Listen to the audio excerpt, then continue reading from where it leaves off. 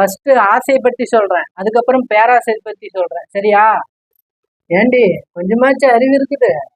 உன் கணக்குப்படி பார்த்தோம்னா, ஏண்டி ஏண்டி கொஞ்சமாச்சும் அறிவு இருக்குது? அப்படின்னு ஆன் பண்ணுடி, நீ இவதான் ஆன் ஏண்டி கொஞ்சமாச்சும் அறிவு இருக்குது?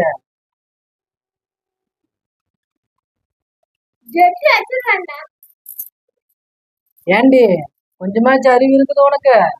உங்க அம்மா சொல்றதை கேட்டோம்னா சிரிக்குவேன்.